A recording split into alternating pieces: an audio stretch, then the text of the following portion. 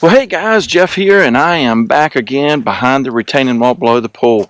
If you guys have been watching any of the videos I've been doing recently, I've been pulled away, been number one at work, been doing a lot of overtime. Also, been working up at the daycare center trying to help out my oldest son. So anyway, I'm finally back here today. So I want to get some landscaping done. Long overdue project I wanted to finish. So come on, let's get it done.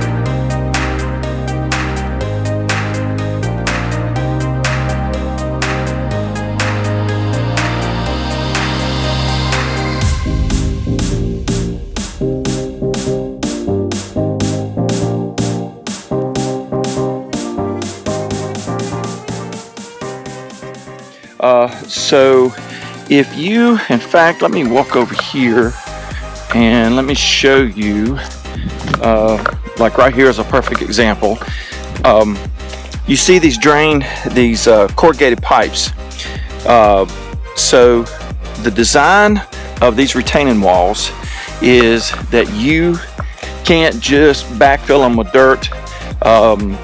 With heavy rains, they will just, if the water has no place to go, it will just push out, and the walls won't hold and stand.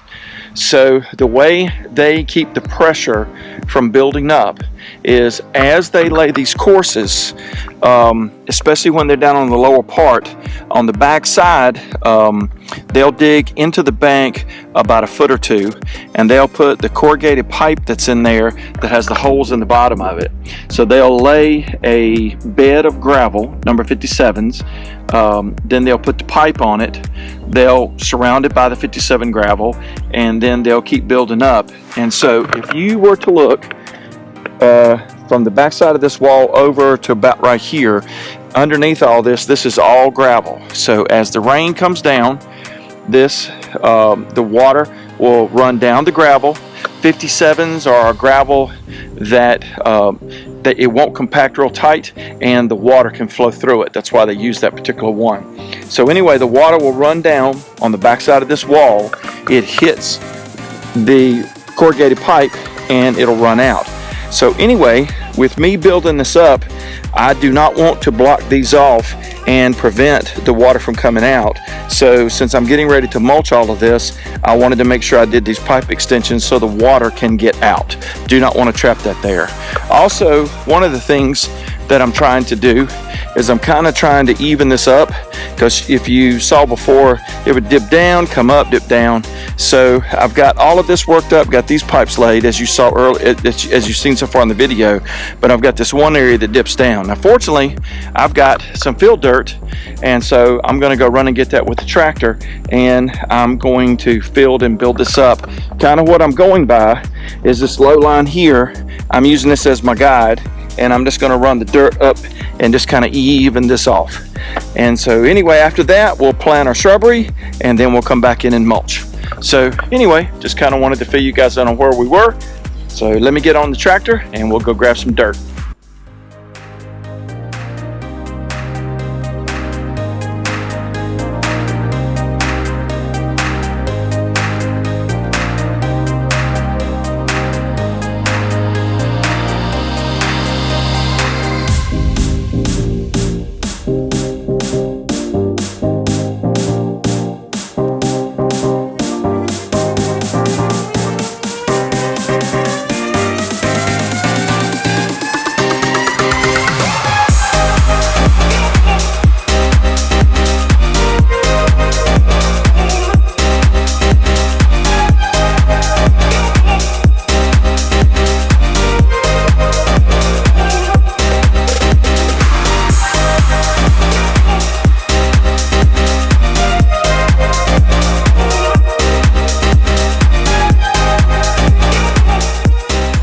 Okay, I did a little bit of backfilling. I've got everything set there, ready to go forward, because again, this will all get covered in mulch. So now I've laid my shrubberies out. I'm using some spirea, some false hollies, and just working on getting the spacing and getting my marks right. It obviously, when you're landscaping, it doesn't have to be exact, but I wanted to get it, you know, spacing fairly consistent. So anyway, now I'll get all these planted, and then we'll get it all mulched up real pretty.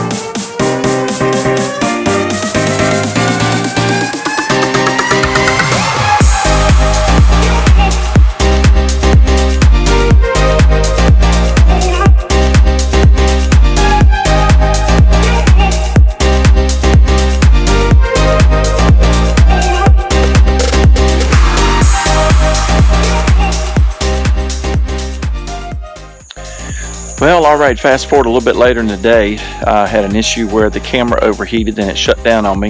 Had to let it cool off, and now it's back running. These GoPros are fantastic, but they're really bad about that. So let me give you a quick update.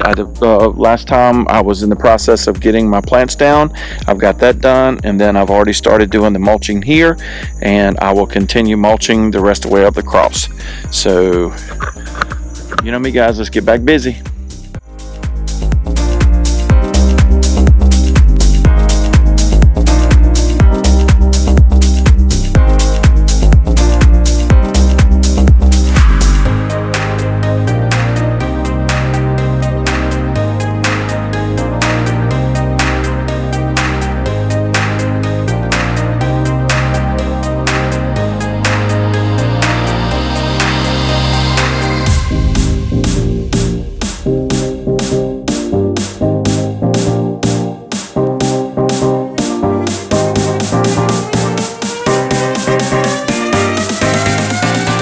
Okay, it's been a very busy day, and I've got a lot accomplished, and man, I can't wait to show you here the final result.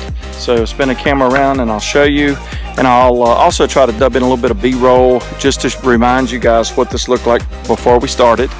And so again, not wanting to do anything really elaborate down here. This is on the lower level, So one of the main things I want to do is, with the slope this has, I just want to keep, when we get the downpour thunderstorms, to keep it from washing and developing the gullies.